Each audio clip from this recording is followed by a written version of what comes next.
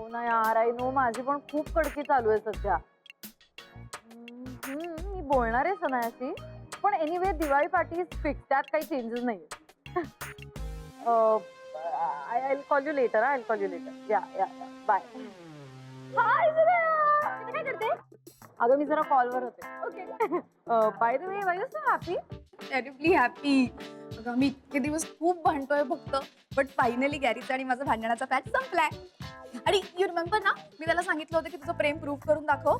You won't even guess, त्यांनी इतकी एक सुपर ऑसम गोष्ट केली आहे. मी करते गेस. त्या पानवलकरांना सुट्टी दिली का काय? आय नाही आय विश, पण तसं काही नाही झालं. मग प्रमोशन. प्रमोशन नाही काय, आय एम द बॉस. तू तर ना काय झालं ओके ओके, मग शॉपिंग म्हणजे काहीतरी खूप मोठी गोष्ट. नो, काही शॉपिंग केलं नाहीये, माझ्यासाठी नाही आणि तुझ्यासाठी नाही. लिसन, झालंय असं की गॅरीने राधिकाची कंप्लीट वाट लावली. कशी? आय टोल्ड यू ना, कपूर सर तिला कॉन्ट्रॅक्ट देणार होते.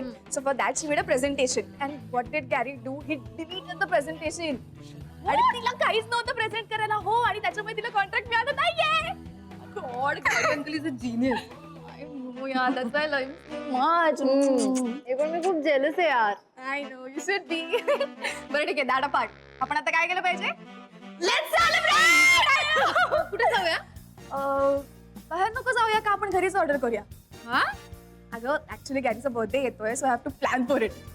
आणि तुला माहितीये, लास्ट टाइम पण आम्ही खूप ऑसम सेलिब्रेट केलं होतं आणि त्यांनी काय शॉक दिलं.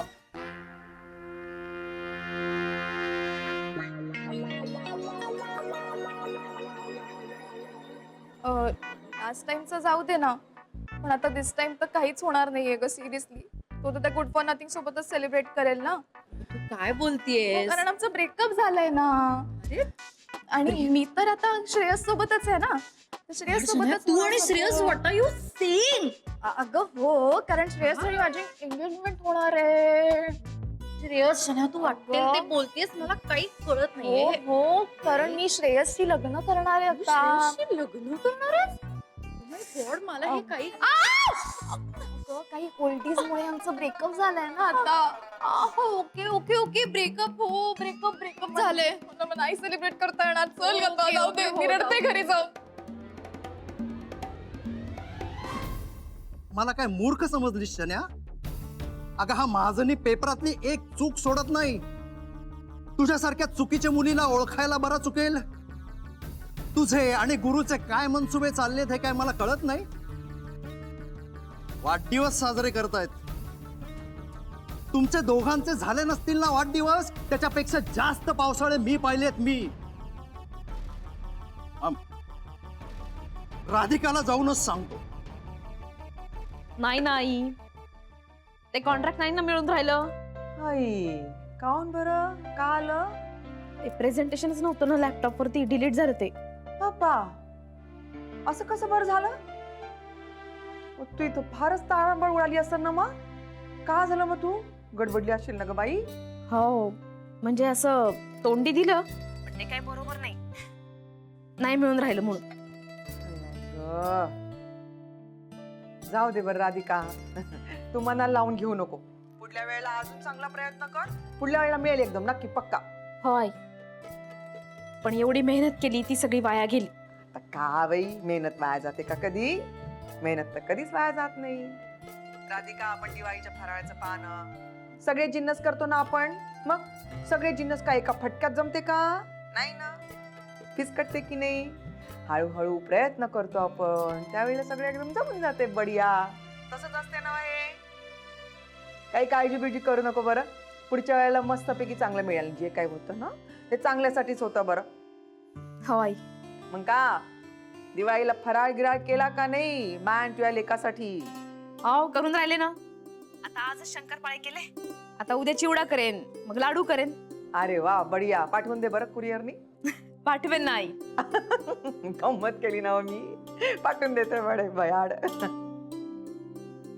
दिवाळी म्हटलं की कसं एकदम उत्साह संचारते नाही आपल्या बायकांच्या मनामध्ये. आणि त्यात तर का माय लेकाचा गुरुनाथचा वाढदिवस आहे.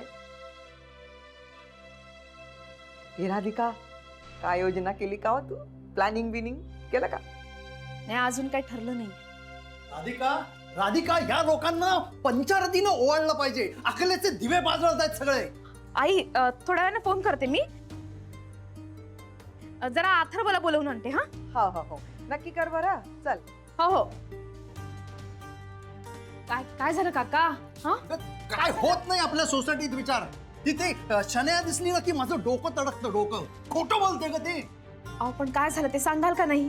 शन्या आणि गुरु वाढदिवसाचं प्लॅनिंग करतायत. शन्या ईशाल सांगत होती, मी माझ्या कानानं ऐकलाय. काय ऐकलं महाजनी?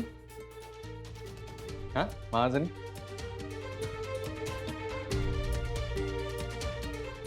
नाही काय ऐकलं मलाही जरा सांगा ना. गुरु, मला तुझ्याशी काहीही बोलायचं नाहीये. अधिका, जातो मी. ओ महाजनी, अहो ऐका ना, काहीतरी सांगायला आला होता ना. हा अहो काय राधिका, पाहिलं ही तुझी जवळची माणसं आणि यांना जवळचं मानतेस तू.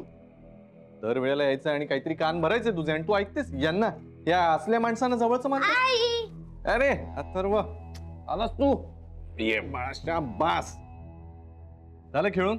हा मस्तपैकी अभ्यास बिभ्यास सगळं झालं. आता आपण रेडी होऊन मस्त बाहेर जाऊया डिनरला. हा तुझ्या फेवरेट पिझ्झा प्लेसला, पिझ्झा खायला. पिझ्झा? हा नको, कशाला? मी केलाय स्वयंपाक.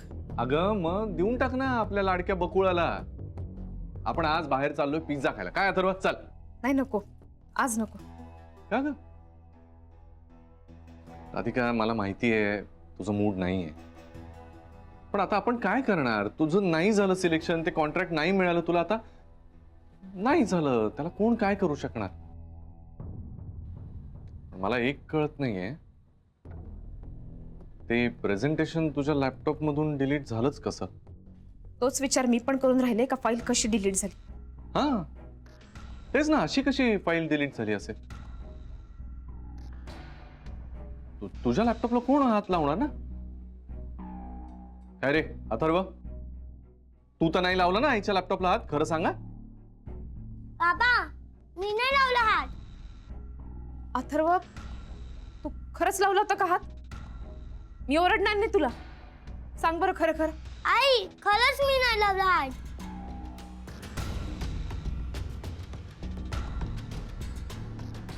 आई, मला आठवला.